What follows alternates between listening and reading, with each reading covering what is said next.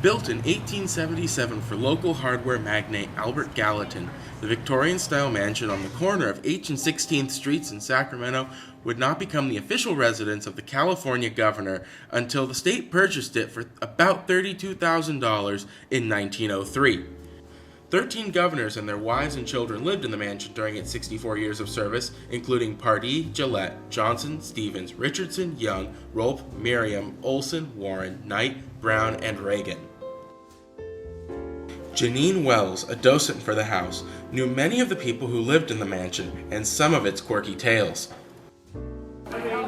Warrens, the Knights, the Browns, the Stevens, the Youngs, some family of the Richardsons. I did living histories, and so I was in touch with all the families, and I wrote the souvenir book. And Pat used to go walking across the street in his robe and swim at the Mansion Inn over there. Well, it got in the newspaper, and people felt sorry for him, and they sent in money and gave him the pool. That's how he got the swimming pool. The building maintains much of the style it had from the 1950s when Goodwin and Virginia Knight lived in it.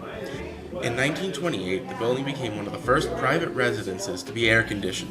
Also in 1928, the governor moved his permanent office from what is now the breakfast room full-time to the state capitol. In terms of the Reagans, though, because Nancy hated it with a passion. She just tried to find a reason to get out.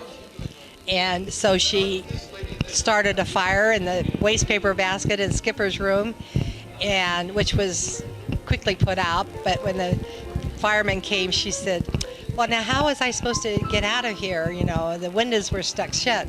And the fireman said, well, you take a drawer out of the top of the dresser there, and you just go and smash a window and get out, because there were fire escapes. The mansion is 3 stories, and only about 2/3 of its 30 rooms are accessible to the public at the current moment.